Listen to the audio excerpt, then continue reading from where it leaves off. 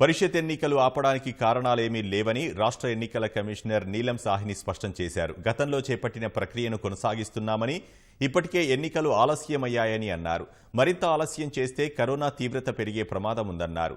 Vijayawada SEC కార్యాలయంలో అఖిలపక్ష సమావేశం నిర్వహించిన నీలం సాహ్ని ఎన్నికల నిర్వహణపై పార్టీల అభిప్రాయం తీసుకున్నారు. ప్రచారంలో కోవిడ్ జాగ్రత్తలు పాటించాలని సూచించారు. ప్రశాంతంగా, నిష్పక్షపాతంగా ఎన్నికల నిర్వహణకు పార్టీల సహకారం కోరారు. ఈ భేటీకి వైకాపా, కాంగ్రెస్, సిపిఎం, తెరాస ప్రతినిధులు హాజరు కాగా తెలుగుదేశం, భాజపా, జనసేన, సిపిఐ బహిష్కరించాయి. కొత్త నోటిఫికేషన్ ఇవ్వకపోవడానికి నిరసనగానే ఈ నిర్ణయం తీసుకున్నట్లు విపక్ష నేతలు తెలిపారు. ఎంపీటీసీ, ఎంపీటీసీ లాస్ట్ ఇయర్ మధ్యలో ఆగిపోయింది. List of contesting candidates 14th March 2020కి యాక్చువల్లీ పబ్లిష్ కూడా అయింది అండ్ యునానిమస్ ఎలక్షన్ వరకు రిజల్ట్స్ కూడా డిక్లేర్ అయినాయి. సో అదే కంటిన్యూటీ పెట్టడానికి as per the readiness whatever we have assessed election notification issue అయింది. ఆ నోటిఫికేషన్ ప్రకారం 8th April will be the elections, 9th April will be the repoll if any, and on 10th there will be counting followed by declaration of results. Eroj political parties meeting kuda jargindi. We have requested all of them for assistance and therefore cooperation so that we can conduct free and fair election. ఈ రోజు నుంచి campaigning జరగచ్చు and last day, that is 7th April ki campaigning will not be permitted. List of contesting candidates ante last year March 14th ke publish ayinayi. Ballot papers kuda issue ayinayi. There was no reason why we could not go further. పరిషత్ ఎన్నికలను తాము బహిష్కరిస్తున్నట్లు తెలుగుదేశం అధినేత చంద్రబాబు ప్రకటించారు. SEC నీలం సాహ్ని మీద నమ్మకం లేకనే ఈ నిర్ణయం తీసుకున్నట్లు వెల్లడించారు. నూతన ఎస్ఈసీ ఓ రబ్బర్ స్టాంపులా వ్యవహరిస్తున్నారని, ఎన్నికల కమిషన్ స్వతంత్ర ప్రతిపత్తిని కాలరాస్తున్నారని ఆరోపించారు. ఉదయం నుంచి సాయంత్రం వరకు జరిగిన డెవలప్మెంట్స్ మీరు చూస్తే సామాన్యుడు కూడా ఈ ఎలక్షన్ కమిషన్ పైన నమ్మకం లేదు. ఈవిడ ఒక రబ్బర్ స్టాంపు.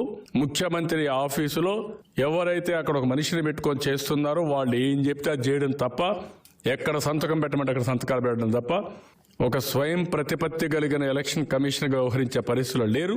వీళ్ళ ఎలక్షన్స్ పైన మాకు నమ్మకాలు లేవు. అందుకని ఈ ఎన్నికల్ని బహిష్కరించడం తప్ప ఇంకొక మార్గం లేదనే ఉద్దేశంతో మా పార్టీ ఒక నిర్ణయం తీసుకున్నాం. కార్యకర్తలందరూ, పోటీ చేసిన అభ్యర్థులందరికీ కూడా బాధ, ఆవేదన ఉంది. నిన్నటి నుంచి నేను విడివిడిగా కొంతమందితో మాట్లాడాను. ఈరోజు ఉదయం పాలిట్ బ్యూరో, జనరల్ బాడీతో మాట్లాడాను. పోటీ చేసిన అభ్యర్థులతో, ఎంపీటీసీ, జెడ్పీటీసీ అభ్యర్థులతో మాట్లాడాను. హైకోర్టులో కూడా మేము కూడా పిటిషన్ వేసాం. ఇది undemocratic, unconstitutional, violation of supreme court guide lines, ఇలాంటి జరగడానికి వీలేదని వేశాం. అది కూడా రేపు విచారిస్తామంటున్నారు. న్యాయం కోసం పోరాడుతూనే ఇంకొక పక్క ఇలాంటి అప్రజాస్వామిక చర్యలతో మేము కూడా భాగస్వాములు కాలేం. అందుకే ఎన్నికలను బహిష్కరిస్తున్నాం. పరిషత్ ఎన్నికల్లో ఏకగ్రీవాలు జరిగిన తీరును చంద్రబాబు ఎండగట్టారు. 2014తో పోలిస్తే ఇప్పటి పరిషత్ ఎన్నికల్లో అయిన ఏకగ్రీవాలకు అసలు పొంతనే లేదన్నారు. దీనిపై ఎస్ఈసీ ఏం సమాధానం చెప్తారని ప్రశ్నించారు. ఆయన జిల్లాలో ఎంపీటీసీలు 553కి 439 యునానిమస్ అవుతాయి, అంటే 79%. జెడ్పీటీసీలు 50కి 38 అవుతాయి, అంటే 76%. మీరు ఎన్నికలు పెడతామంటున్నారు, మీకు అర్హత ఉందని అడుగుతున్నా నేను. You answer this. గుడ్డిగా సంతకాలు పెట్టడం కాదు, ఇక్కడ లాలోచి పడడం కాదు. ఇంపార్షియల్ గా ఎన్నికలు కండక్ట్ చేసే పరిస్థితులు మీరు ఉండాలి. ఎక్కడ చూసినా బలవంతపు ఏకగ్రీవాలు. అడుగడుగున ఎన్నికల కమిషన్ కానీ ఏమి రూల్స్ లేవు, కోడ్ ఆఫ్ కండక్ట్ లేదు, ఏమీ లేదు. తెలుగుదేశం పార్టీకి ఎన్నికలు, పోరాటాలు కొత్త కాదని చంద్రబాబు అన్నారు. తిరుపతి ఉప ఎన్నికల్లో పోటీ చేస్తున్న విషయాన్ని గుర్తు చేశారు. స్థానిక ఎన్నికల నిర్వహణపైనే తమ అభ్యంతరమని, దీన్ని ప్రజలు అర్థం చేసుకోవాలని కోరారు. ఏం సాధించారని, తిరుపతి లోక్సభ ఉప ఎన్నికల్లో 5 లక్షల మెజార్టీ వస్తుందని వైకాపా నేతలు చెబుతున్నారని ఎద్దేవా చేశారు. తిరుపతిలో పోరాడంలో మేము ఏ ఎలక్షన్లో పోరాడంలో Telugu Desam party election, Telugu Desam party కొత్త. రౌడీలతో పోరాడడం కొత్త, నేరస్తులతో పోరాడడం కొత్త. మాకు నా జీవితంలో ఎప్పుడు నేను ఇలాంటి ఎలక్షన్లు చూడలా. చూడబోను కూడా అంత ఉన్మాద చర్యతో చేసే పరిస్థితికి వచ్చి దీన్ని ప్రజల్లోకి తీసుకుపోతాం. తప్పకుండా దీనికి వడ్డీ కూడా నాట్ ఓన్లీ ప్రిన్సిపల్ అమౌంట్, వడ్డీతో సహా వాళ్ళు పే చేసే రోజు దగ్గరలో వస్తుంది. మీరే చూడబోతున్నారు. ప్రజలు అర్థం చేసుకోవాలి. ప్రజలు ప్రజాస్వామ్యవాదులే దీన్ని కాపాడుకోవాల్సిన అవసరం ఉంది. కమ్యూనల్ వైలెన్స్ వచ్చినప్పుడు ఫైట్ చేశాం, ఫ్యాక్షన్ పాలిటిక్స్ లో ఫైట్ చేశాం. ఎప్పుడు ఫైట్ చేయలేదు, ఎప్పుడు వదిలిపెట్టాం, ఎలక్షన్లు ఎప్పుడు వదిలిపెట్టలేదు. కానీ ఇప్పుడు ఎందుకు వదిలిపెట్టాం? ఈ విషయం ప్రజలు అర్థం చేసుకోవాల్సిన అవసరం ఉంది. ప్రజలకు కూడా అప్పీల్ చేస్తున్నాం, మీరు కూడా అర్థం చేసుకొని సహకరించమని. ఏ రూపంలో సహకరిస్తారో వాళ్ళ ఇష్టం అది. ప్రజాస్వామ్య హితులు కూడా అర్థం చేసుకోవాల్సిన అవసరం ఉంది. దేశం కూడా అర్థం చేసుకోవాల్సిన అవసరం ఉంది. ఓటమి భయంతోనే పరిషత్ ఎన్నికలను తెలుగుదేశం బహిష్కరించారని వైకాపా ఎమ్మెల్యే అంబటి రాంబాబు అన్నారు. రాష్ట్రంలో తెలుగుదేశం శకం ముగిసిందన్నారు. ఎస్ఈసీ నీలం సాహ్ని రాజ్యాంగబద్ధంగా పనిచేస్తున్నారని అంబటి చెప్పారు. ఇవాళ చంద్రబాబు నాయుడు గారు స్థానిక సంస్థల ఎన్నికలను బహిష్కరించాడు. రేపు పార్టీని కూడా రద్దు చేస్తాడు. రాసుకోండి వాళ్ళు, నేను చెప్తున్నాను. అంతేకాదు, తెలుగుదేశం పార్టీ తరఫున పోటీ చేసేవాళ్ళు అందరూ నాయనా తప్పుకోండి, తప్పుకుని యునానిమస్గా అయిపోయే కార్యక్రమాలు చేయండి. ఇంకా నన్న ఏముంది, చంద్రబాబు చేతులు పైకెత్తేసాడు. మీరేం చేస్తారు చెప్పండి? ఇంకా మీరు చేసిన ఉపయోగం లేదు. వైఎస్ వివేకానందరెడ్డిది ముమ్మాటికి రాజకీయ హత్యేనని ఆయన కుమార్తె డాక్టర్ సునీతారెడ్డి అన్నారు.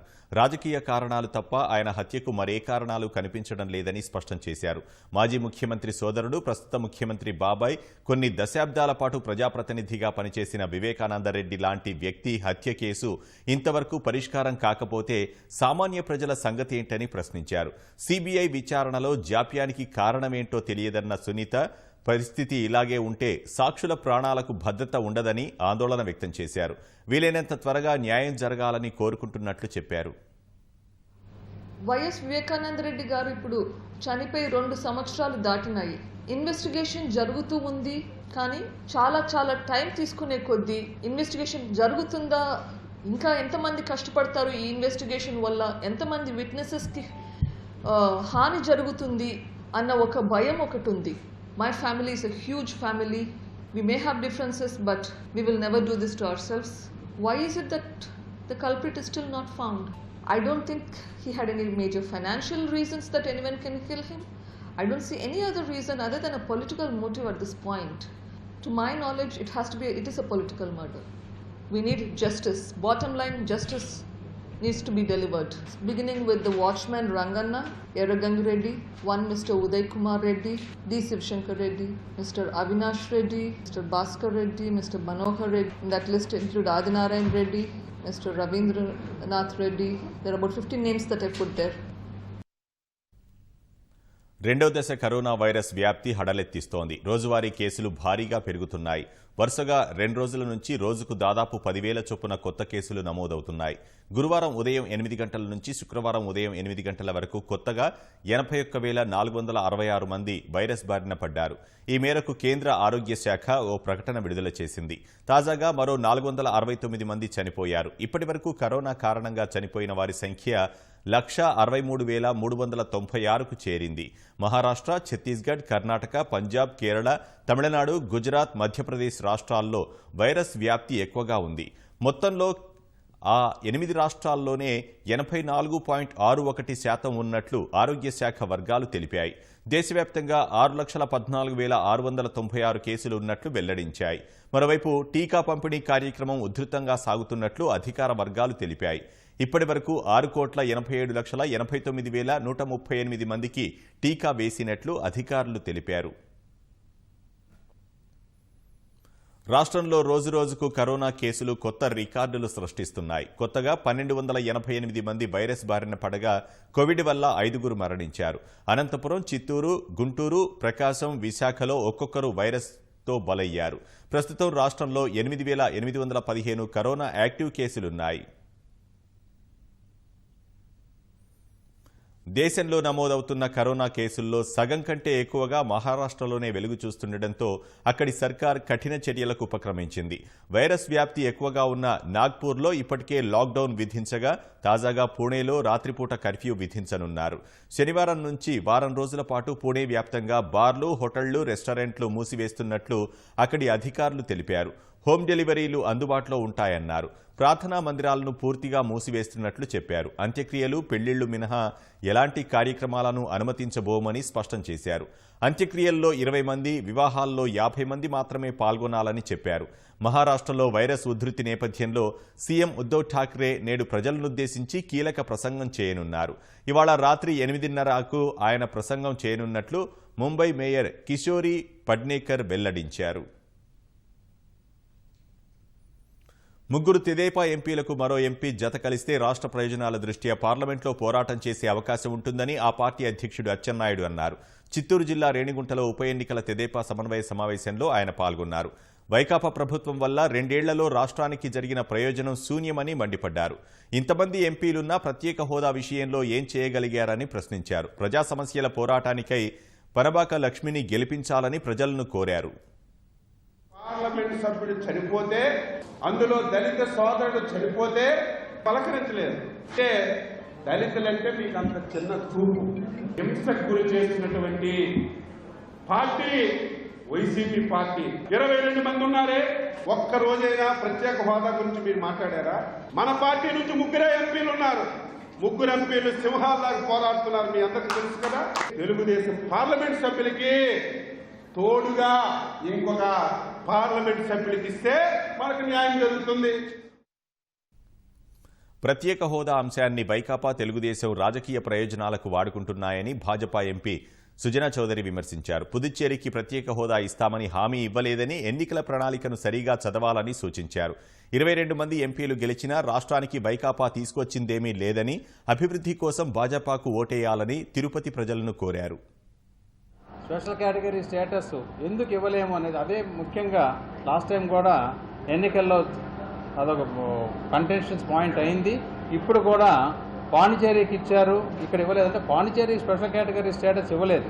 రాష్ట్ర ప్రభుత్వాలకి ఎక్కువ డెవల్యూషన్ ఫండ్స్ ఇస్తే మంచిదని చెప్పి 32% నుంచి 42%, ఫైనాన్స్ కమిషన్ ద్వారా 32 నుంచి 42కి రికమెండేషన్ వస్తే ప్రతి రాష్ట్రానికి డెవల్యూషన్ ఫండ్స్ పెంచడం జరిగింది. ఆల్రెడీ 22 ఎంపీలను గెలిపించున్నారు. వాళ్ళు సాధించింది ఏమిటి? ఇంకా ఆ పార్టీకి ప్రజలు ఓటు వేసి మీ ఓటు హక్కుని దుర్వినియోగం చేసుకోవద్దని చెప్పి నా మనవి. విశాఖ ఉక్కు పరిశ్రమ ప్రైవేటీకరణకు వ్యతిరేకంగా అఖిలపక్ష కార్మిక ప్రజా సంఘాల ఆధ్వర్యంలో రిలే నిరాహార దీక్షలు ప్రారంభమయ్యాయి. కేంద్రం వెనక్కి తగ్గే వరకు పోరాటం ఆగదని కార్మిక సంఘాలు తేల్చి చెప్పాయి. కుర్మన్నపాలెం గేట్ వద్ద విశాఖ స్టీల్ ప్లాంట్ పరిరక్షణ సమితి నేతృత్వంలో దీక్షలు చేస్తూనే ఈ శిబిరాన్ని నిర్వహిస్తున్నారు. శాసనసభలో కేంద్ర ప్రభుత్వ నిర్ణయానికి వ్యతిరేకంగా తీర్మానం చేసి కేంద్రానికి పంపాలని ఐఎన్టీయూసీ డిమాండ్ చేసింది. విశాఖ ఉక్కు ప్రైవేటీకరణ సరికాదన్నారు ప్రజాగాయకుడు గద్దర్. ప్రైవేటీకరణ అంశంపై తీస్తున్న సినిమాలో ఓ పాట పాడి నటిస్తున్నట్లు చెప్పారు. అన్నవరం సత్యనారాయణ స్వామిని దర్శించుకున్న గద్దర్ ఆలయంలో కచేరీ బృందంతో కలిసి అన్నమాచార్య కీర్తన పాడారు. ప్రైవేట్ బస్సు ఆపరేటర్ల పోటీ ఎదుర్కోవాలంటే ప్రయాణికులకు ఉత్తమ సేవలు అందించాలని ఆర్టీసీ ఎండీ ఆర్పి ఠాకూర్ అన్నారు. ఆర్టీసీ ఎండీగా బాధ్యతలు స్వీకరించిన తర్వాత అనంతపురంలో ఆయన తొలిసారి పర్యటించారు. ఆర్టీసీ డిపో, బస్టాండ్లను పరిశీలించి అధికారులకు దిశానిర్దేశం చేశారు. ప్రయాణికులను గౌరవించాలని సిబ్బందికి సూచించారు. ప్రయాణికుల ప్రాంగణాల్లో పారిశుధ్యానికి తొలి ప్రాధాన్యత ఇవ్వాలని ఆదేశించారు. పార్సిల్ విభాగాల్లో పురోగతిని అధికారులను అడిగి తెలుసుకున్నారు. తెలంగాణలో ఉద్యోగాల భర్తీ పట్ల మనస్తాపానికి గురై ఆత్మహత్యకు పాల్పడ్డ సునీల్ నాయక్ మృతదేహం స్వస్థలానికి చేరుకుంది.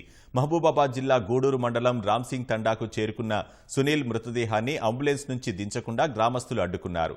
అంబులెన్స్ ముందు బైఠాయించి ఆ రాష్ట్ర ప్రభుత్వానికి వ్యతిరేకంగా నినాదాలు చేశారు. సునీల్ కుటుంబానికి పరిహారం ఇవ్వాలని డిమాండ్ చేశారు. సునీల్ మృతదేహం తీసుకువెళ్లడంలో జాప్యంపై గ్రామస్తుల ఆగ్రహం వ్యక్తం చేశారు. ప్రభుత్వం ఉద్యోగాల నోటిఫికేషన్ జారీ చేయడం లేదని కాకతీయ విశ్వవిద్యాలయం క్రీడా మైదానంలో సునీల్ సెల్ఫీ వీడియోలో ఆవేదన వ్యక్తం చేశాడు. అనంతరం పురుగుల మందు తాగి ఆత్మహత్యకు యత్నించాడు. వెంటనే గమనించిన స్నేహితులు వరంగల్ ఎంజీఎంకు తరలించారు. అక్కడ చికిత్స చేస్తుండగానే పరిస్థితి విషమించడంతో మార్చి 28న నిమ్స్కు తరలించారు. అప్పటి నుంచి నిమ్స్లో చికిత్స పొందుతూ ఈ తెల్లవారుజామున ప్రాణాలు కోల్పోయాడు. విజయవాడ అజిత్ సింగ్ నగర్లో బ్లేడ్ బ్యాచ్ హల్చల్ చేసింది. బ్లేడ్ బ్యాచ్కు చెందిన 4 పరస్పరం దాడి చేసుకోవడంతో ఒకరు మృతి చెందారు. చనిపోయిన వ్యక్తిని నాగరాజు అలియాస్ పండుగ గుర్తించారు. హుస్సేన్, రఫీ, కిషోర్ బాబు అనే 3కి తీవ్ర గాయాలయ్యాయి. వారిని విజయవాడ ప్రభుత్వ ఆసుపత్రికి తరలించి చికిత్స అందిస్తున్నారు. 100 రూపాయల విషయంలో నిన్న రాత్రి నలుగురి మధ్య వివాదం తలెత్తగా ఇవాళ పరస్పరం దాడులు చేసుకున్నారు. గంజాయి మత్తులో ఉన్న నలుగురు వాంబే కాలనీకి వెళ్లే మార్గంలో దుర్గాబార్ సమీపంలో బ్లేడ్లతో చెలరేగిపోయారు. ఈ దాడితో దుర్గాబార్ ప్రాంతమంతా రక్తసిక్తమైంది. చూడటానికే భీతావహంగా మారింది. ఘటన జరిగిన సమయంలో చుట్టుపక్కల జనం భీతిల్లిపోయారు. ఇన్ఛార్జి ఏసీపీ రమేష్ నేతృత్వంలోని రంగంలోకి దిగిన పోలీసులు ఘటనా స్థలాన్ని పరిశీలించారు. ఆ ప్రాంతంలో దుకాణాల వారిని ప్రశ్నించి సమాచారం సేకరించారు. అక్రమంగా ఎర్రచందనం దుంగలను తరలిస్తున్న కొందరిని కడప జిల్లా రాజంపేట అటవీ శాఖ సిబ్బంది పట్టుకున్నారు. తిప్పాయిపల్లె సమీపంలోని అటవీ ప్రాంతంలో తరలించడానికి సిద్ధంగా ఉంచిన సుమారు 1.2 టన్నుల 46 ఎర్రచందనం దుంగలను స్వాధీనం చేసుకున్నారు. కొంతమంది గొర్రెల కాపర్లు ప్రమాదకరమైన సామాగ్రితో అడవిలోకి వెళ్తున్నారని, వారి వల్ల అటవీ సంపదకు తీవ్ర నష్టం జరుగుతోందని అన్నారు. ఇలాంటి చర్యలకు ఉపక్రమిస్తే ఊరుకునేది లేదని అధికారులు హెచ్చరించారు. పశ్చిమ భారతంతో పాటు విదర్భ వైపు నుంచి వీస్తున్న ఉష్ణగాలులతో రాష్ట్రంలో సాధారణం కన్నా 4 నుంచి 5 డిగ్రీల మేర ఉష్ణోగ్రతలు పెరిగినట్లు వాతావరణ శాఖ వెల్లడించింది. కోస్తాంధ్ర జిల్లాలు, రాయలసీమ జిల్లాల్లో ఉష్ణోగ్రతలు తారాస్థాయికి చేరాయి. అత్యధికంగా ప్రకాశం జిల్లా మద్దిపాడులో 44.8 డిగ్రీల ఉష్ణోగ్రత నమోదైంది. నెల్లూరు, ఒంగోలులో 43.5, విజయవాడ, గుంటూరులో 42.7, కాకినాడలో 42, తిరుపతిలో 41.4, కర్నూలు 41.1, ఏలూరులో 40.8 డిగ్రీల సెల్సియస్ ఉష్ణోగ్రత నమోదైందని వాతావరణ శాఖ తెలిపింది. పౌరులపై, భక్తులపై ఏ ప్రభుత్వం దాడులు చేస్తుందనే విషయాన్ని తాను అర్థం చేసుకోలేకపోయానని ప్రధాని నరేంద్ర మోదీ వ్యాఖ్యానించారు. శబరిమల నిరసనలనుద్దేశించి ఆయన ఈ వ్యాఖ్యలు చేశారు. కేరళలో పలు ప్రాంతాల్లో ఎన్నికల ప్రచారం నిర్వహించిన ప్రధాని కేరళలో అధికారంలో ఉన్న ఎల్డీఎఫ్ ప్రభుత్వంపై విమర్శలు గుప్పించారు. గతంలో అధికారంలో ఉన్న యూడీఎఫ్, ప్రస్తుత ఎల్డీఎఫ్ సర్కార్ అనేక కుంభకోణాలకు పాల్పడ్డాయని మోదీ విమర్శించారు. కన్యాకుమారిలోని స్వామి వివేకానంద విగ్రహం విహంగ వీక్షణ దృశ్యాలను ప్రధాని మోదీ తన ట్విట్టర్ ఖాతాలో పంచుకున్నారు. ఎన్నికల ప్రచారంలో భాగంగా శుక్రవారం హెలికాప్టర్లో మోదీ తమిళనాడులో పర్యటించారు. ఈ క్రమంలో హెలికాప్టర్లలో కన్యాకుమారి వద్దకు రాగా స్వామి వివేకానంద మెమోరియల్ దృశ్యాలను మోదీ చిత్రీకరించారు.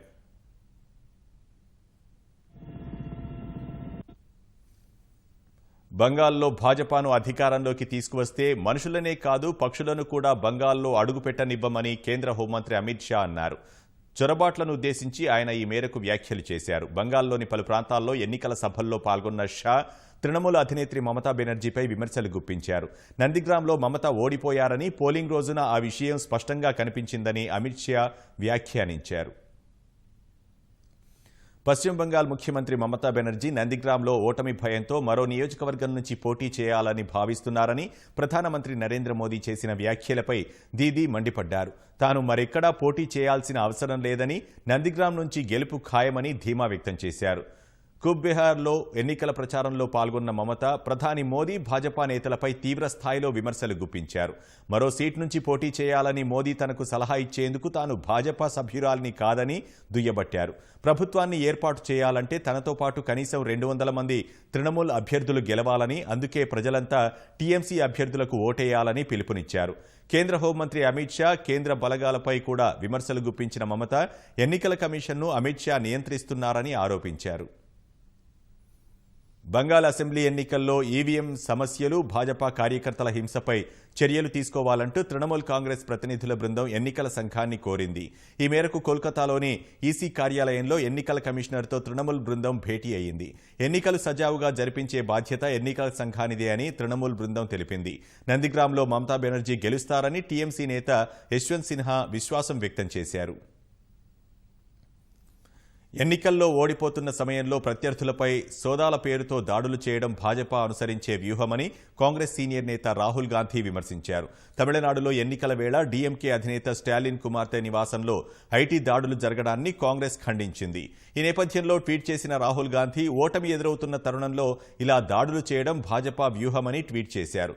అటు ఈ దాడులను ఖండించిన డీఎంకే ప్రచారం ముగుస్తున్న వేళ జరిగిన ఈ సోదాలు రాజకీయ లక్ష్యంతో కూడుకున్నవని విమర్శించారు. కాంగ్రెస్ నాయకురాలు ప్రియాంక వాద్రా హోమ్ ఐసోలేషన్లోకి వెళ్లారు. ఆమె భర్త రాబర్ట్ వాద్రాకు కరోనా నిర్ధారణ కావడంతో ఈ మేరకు స్వీయ నిర్బంధంలోకి వెళ్లినట్లు ట్విట్టర్ ద్వారా తెలిపారు. వైద్య పరీక్షల్లో తనకు కరోనా నెగిటివ్ వచ్చినప్పటికీ వైద్యుల సలహా మేరకు కొన్ని రోజులు హోమ్ ఐసోలేషన్లోనే ఉండనున్నట్లు చెప్పారు. ఈ మేరకు ఓ వీడియో సందేశాన్ని ఆమె విడుదల చేశారు. త్వరలో పోలింగ్ జరగనున్న తమిళనాడు, కేరళలో తన ఎన్నికల ప్రచారాన్ని రద్దు చేసుకున్నట్లు తెలిపారు. పార్టీ అభిమానులు, కార్యకర్తలకు కలిగిన అసౌకర్యానికి క్షమాపణలు కోరుతున్నట్లు ప్రియాంక వాద్రా ట్వీట్ చేశారు. తైవాన్ రాజధాని తైపీలో జరిగిన ఘోర రైలు ప్రమాదంలో మృతుల సంఖ్య 48కి చేరింది. మరో 100 మందికి పైగా ప్రయాణికులు తీవ్రంగా గాయపడినట్లు తైవాన్ రవాణా మంత్రిత్వ శాఖ అధికారులు తెలిపారు. ఈ ఉదయం దాదాపు 400 మంది ప్రయాణికులతో వెళుతున్న రైలు టొరోకో టన్నెల్ వద్ద పట్టాలు తప్పింది. పట్టాలపై అడ్డంగా ఉన్న ఓ ట్రక్ కారణంగా ఈ ప్రమాదం జరిగినట్లు అధికారులు తెలిపారు. వేగంగా ట్రక్కును ఢీకొన్న రైలు పట్టాలు తప్పి పాక్షికంగా టన్నెల్లో ఇరుక్కుపోయింది. సొరంగంలో చిక్కుకున్న బోగీల నుంచి కొంతమంది ప్రయాణికులు అత్యవసర కిటికీల నుంచి తప్పించుకోగా మరికొందరు రైలు పైకెక్కి సొరంగం బయటకు క్షేమంగా వచ్చినట్లు రైల్వే శాఖ పేర్కొంది. మిగిలిన వారిని కాపాడేందుకు సహాయక చర్యలు కొనసాగుతున్నట్లు అధికారులు తెలిపారు.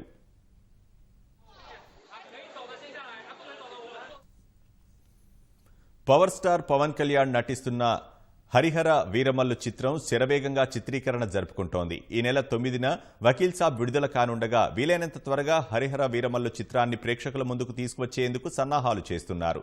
ఉదయం 7 గంటలకే సెట్లోకి అడుగు పెడుతున్న పవన్ పోరాట సన్నివేశాలకు సంబంధించి ముందస్తు శిక్షణ తీసుకుంటున్నారు. యాక్షన్ డైరెక్టర్ శ్యామ్ కౌశల్తో కలిసి కసరత్తులు చేస్తున్నారు. ఇప్పటికే విడుదలైన టైటిల్ మోషన్ పోస్టర్తో హరిహర వీరమల్లు చారిత్రక నేపథ్యమున్న కథగా రాబోతోందని తెలుస్తోంది. పవన్ శిక్షణ తీసుకుంటున్న పలు చిత్రాలను మెగా సూర్య ప్రొడక్షన్స్ సంస్థ అభిమానులతో పంచుకుంది. కాగా ఈ చిత్రానికి క్రిష్ దర్శకత్వం వహిస్తుండగా కీరవాణి సంగీతాన్ని అందిస్తున్నారు. పవన్ కు జోడీగా నిధి అగర్వాల్, బాలీవుడ్ భామ జాక్వెలిన్ కథానాయికలుగా నటిస్తున్నారు.